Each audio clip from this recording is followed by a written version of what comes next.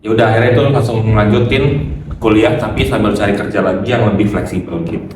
Prinsipnya gini, kalau misalnya kita lagi ada di kerjaan, aku nggak bakal nyentuh yang namanya perkuliahan. Tapi kalau misalkan sebaliknya lagi kuliah juga nggak bakal respon kerjaan gitu. Jadi aku planning tuh misalnya kayak, oh di hari ini bisa ngapain, di hari ini bisa ngapa-ngapain gitu. Halo kamu bertiga, balik lagi sama kita di podcast Bertiga.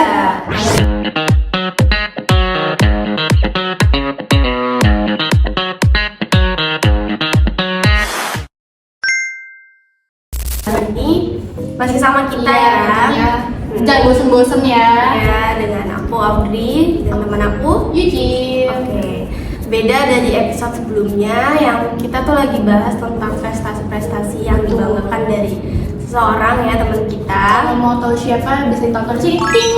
Nah, tadi editin sama editor kita, tenang aja. Ya, jadi di episode kita yang kedua ini kita kedatangan temen baru ya. lagi. Gila, kita setiap episode bakal ganti temen. Iya, gila. Boleh tolong perkenalkan diri dulu. Halo, perkenalkan nama saya Dava Putra. Kebetulan teman dari mereka berdua. Iya benar. Iya. Aduh. Kita mau nanya-nanya sedikit nih. Kak Dava ini sekarang kesibukannya apa nih kalau boleh tahu? Untuk saat ini sih kesibukannya pasti itu bekerja prioritas utamanya. Kemudian yang kedua itu disambi sama kuliah juga. Kuliahnya tapi kelas karyawan yang malam. Wow, keren banget kerja sambil kuliah, Kak. Wow, gacor. Terus gimana sih Kak awalnya memutuskan buat kerja nih sambil kuliah gitu? Awal mulanya itu sebenarnya sempet gap year kan sampai 1 semester tuh. Jadi 6 bulan pertama tuh dari lulus sampai 6 bulan kemudian tuh kerja dulu tuh, baru akhirnya memutuskan untuk kuliah karena ternyata kerja itu monoton ya, maksudnya kayak gitu-gitu aja melakukan hal yang sama setiap hari, gak ada yang bisa bikin di utak-utik atau kita bikin berpikir. Akhirnya memutuskan untuk resign dari kerjaan yang lama karena juga jauh dari tempat tinggal. Akhirnya cari-cari kampus dan masuklah di sini di Undira. Ya udah akhirnya itu langsung lanjutin kuliah tapi sambil cari kerja lagi yang lebih fleksibel gitu.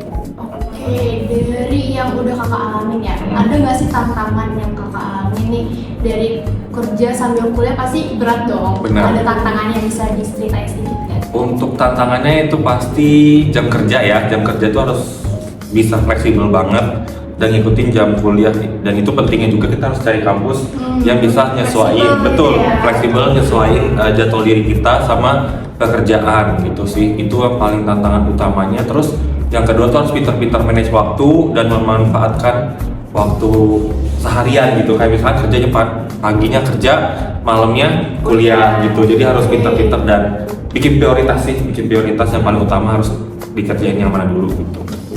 Dari kakak kan tadi bilang memanage waktu. Nah, gimana sih caranya kakak ini bisa memanage waktu dari kuliah, kerja, sama me time-nya nih? Gimana caranya bisa ngatur ini biar balance gitu? Kalau aku sih biasanya kalau untuk itu prinsipnya gini, kalau misalnya kita lagi ada di kerjaan, aku nggak bakal nyentuh yang namanya perkuliahan. Jadi apapun itu, segala hal tentang perkuliahan aku nggak bakal sentuh, nggak bakal respon. Tapi kalau misalkan sebaliknya lagi kuliah juga nggak bakal respon kerjaan gitu, walaupun ditelepon, kecuali urgent ya, maksudnya ada callingan atau apa baru diangkat gitu. Terus untuk me time-nya tuh biasanya aku prioritasin dulu nih, misalnya ada tugas-tugas kuliah, jadi diusahakan tuh diselesaikan secepatnya karena kan setiap hari pasti bakal ada tugas kuliah. Terus ya walaupun tenggat waktunya lama, tapi aku prioritasin diselesain dulu, abis itu nanti pas libur kerja jadi tinggal santai gitu, atau tinggal malamnya kuliah. Itu sih yang paling relevan, yang paling enak gitu. Terus untuk ngatur-ngaturnya gitu ya Kak, ada nggak sih kebiasaan kecil yang kakak lakuin supaya tetap fokus dan produktif? Kayak misalkan bikin catatan kecil atau to-do list kayak gitu. Terus apa gitu? Kalau untuk itu biasanya kan karena aku kerja shifting, jadi biasanya tuh schedule turun di akhir-akhir minggu, kayak Jumat, Sabtu, Minggu gitu kan. Nah biasanya kalau schedule udah turun itu biasanya aku langsung buat kayak planning seminggu nih, misalkan libur di hari ini, terus di hari ini masuk apa, jadi aku planning tuh misalkan kayak oh di hari ini bisa ngapain, di hari ini bisa ngapa-ngapain gitu. Tapi kalau misalkan emang tiba-tiba berubah di tengah waktu, ya udah nggak apa-apa, jadi nggak bikin hari selanjutnya itu jadi berantakan. Itu sih, terus juga pas kalau misalnya bangun pagi ya prioritasin lagi, atau habis pulang kerja gitu langsung ngerjain tugas yang bisa dikerjain, dicicil, walaupun emang resikonya jam tidurnya kan pasti berkurang kan. Cuman itu sih yang bikin biar nggak kepikiran gitu, karena kan biar kerja fokus, terus nanti biar kuliah juga tetap fokus gitu. Berarti itu cara kakak yang paling efektif yang kakak lakukan selama ini ya? Betul, selama dari masuk tuh sampai sekarang semester 4 itu udah paling efektif sih, yang udah berbagai macam cara diterapin gitu. Dan untungnya teman-teman kelas aku juga sportif, jadi kalau misalkan ada tugas ada apa, bahkan kita di grup kelas itu ada spreadsheet yang isinya tuh list tugas, list absen, list apa tugas besar, kisi-kisi atau segala macam. Jadi kalau misalkan kayak apa nih yang belum dikerjain tinggal buka aja. Jadi di reminder gitu ya. Betul. Jadi teman kelas ini super sportif banget. Suportif banget. Yang harus dari lingkungan juga teman-teman. Benar. Pernah nggak sih kak kayak ngerasa kewalahan gitu ngatur jadwal, terus kayak aduh pusing banget ini kerjaan ada kayak gini, kuliah tugasnya numpuk atau apa gitu? Pasti pernah sih, karena kan ya namanya kerja kan bisa kapan aja berubah-ubah. Terus kuliah kan juga pasti bisa aja kayak tiba-tiba kelasnya reschedule, atau ada tugas besar yang harus emang penelitian atau apa. Tapi untuk kewalahan sih pasti ya, cuman ya diminimalisir aja sih, kayak dengan cara-cara yang tadi, harus lebih sering dikerjain atau koordinasi. Misalkan kayak oh minggu depan gue harus penelitian di sini misal, jadi request jadwalnya liburnya di hari itu atau gitu sih. Jadi lebih biar komunikasi aja sih yang penting, kayak misalkan gue izin ya ada keperluan ini, gue butuh ini yang gue butuh ini gitu. Jadi terus teman-teman juga menyesuaikan, kayak gue belum bisa bantu yang ini tugasnya, tolong dibantuin lagi dong, tolong ini. Jadi kalau kelompok tuh saling melengkapi sih gitu, enak sih. Oke, berarti ini dari kesibukan yang kakak jalanin kayak gini tuh masih ada nggak sih waktu buat diri sendiri, kayak misalkan me time-nya tuh ngapain aja? Kan kita gadget tuh pasti suka healing dong. Nah, boleh nggak Bener. ceritain gimana caranya? Pasti kalau buat healing sih selalu ada ya, karena setiap sebulan atau 2 bulan sekali tuh pasti aku keluar kota. Wow. Dan- Ini keluar kota guys. Karena Rich buat people. amin, karena buat aku kalau misalkan healing di sini misalkan kayak kalian gini ke Blok M atau ke Kebun Raya Bogor atau ya pokoknya yang tempat-tempat Jakarta hits gini, Iya, benar. di aku tuh nggak nge-healing. Oh, Nggak nge-healing. Mungkin karena banyak orang atau Iya Kayak benar. udah biasa aja gitu, kayak Bener. udah sering kunjungin gitu. Benar, karena aku kerja juga banyak ketemu orang kan. Iya. Nah jadinya aku tuh kalau liburan tuh nggak pernah ketemu orang yang dikenal. Biasanya makanya itu keluar disiasatinya keluar kota atau trekking kayak ke Cisadon kah, ke Panisan, yang nggak ketemu sinyal atau kenalan sama orang-orang baru gitu. Tapi biasa sih mid time atau ya hibernasi aja di rumah, on apa off sosial media gitu loh, kayak WA sama semua off. Kayak kita gitu ya. Betul, karena semuanya. biar mentalnya tetap healthy.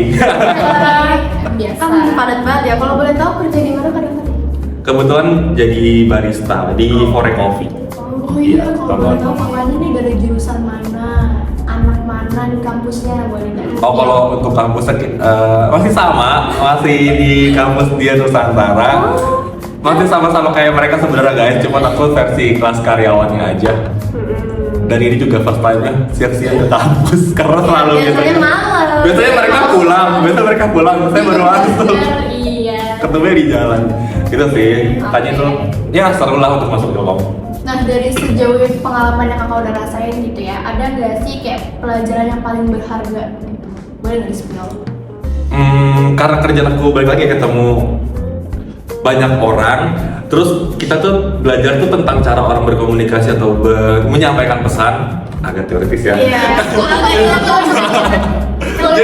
jadi tuh kayak kerja sambil belajar gitu. Jadi banyak banget kasus-kasus yang relevan sama teori-teori atau Kuliahan perkuliahan juga. ini. Bahkan kemarin yang pelajaran kualitatif aja aku pakainya tentang di kerjaan. kerjaan. Itu jadi seru karena aku aku juga suka ngeobservasi kayak people doing gitu loh, kayak gimana cara tuh orang berinteraksi, berperilaku kayak gitu. Aku tuh suka jadinya milih ilkom, terus jadi sering yang relevan gitu sih, jadi seru sih. Jadi nggak susah juga ya buat kayak studi perbandingan. Bener, karena kan harus yang paling deket dong, biar kita tuh bisa menyampaikannya dengan enak gitu, walaupun bidangnya pasti beda-beda lagi. Apalagi kelas karyawan itu kan ada yang admin, ada yang CS segala macam, jadi ternyata semua itu relevan guys. Nah, dari yang kakak ceritain tadi, ada nggak sih si penelitian itu kakak angkat tuh apa yang diangkat?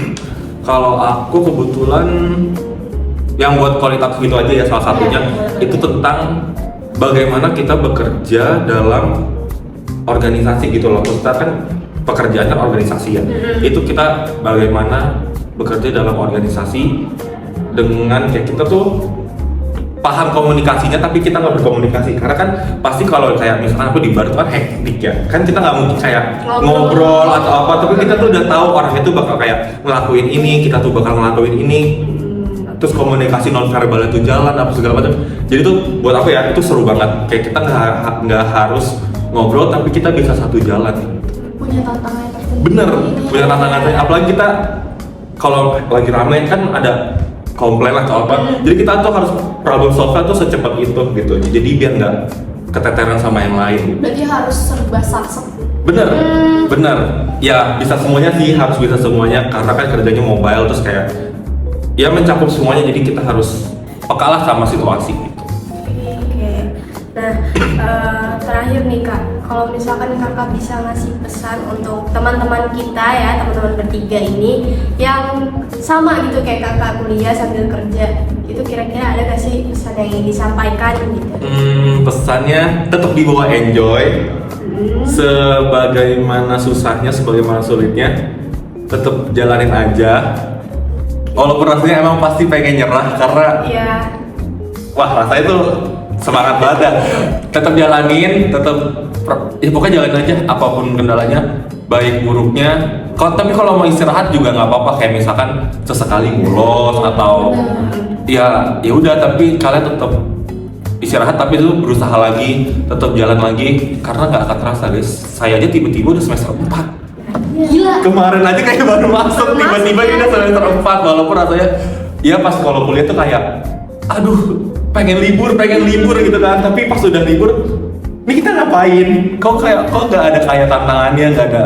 Tapi ternyata ya harus dari hati sih. Kalau mau kuliah tuh benar-benar harus dari diri sendiri, karena kan komitmen ya, 4 tahun tuh kan nggak mudah, nggak cepet, nggak lambat, tapi itu buat harus ada komitmen. Bener, buat diri kalian sendiri untuk seumur hidup sih. Itu sih yang paling kayak masih dipelajari juga sampai saat ini. Pokoknya seru deh intinya. Oke, buat teman-teman pendengar ya dimanapun kalian berada, semoga obrolan kita barusan bisa menginspirasi kalian, bisa jadi semangat baru buat kalian, apalagi kalau misalkan mau nyoba kuliah sambil kerja kayak gitu ya teman-teman. Oke, sampai bertemu lagi di episode kita selanjutnya. Bye bye. See ya.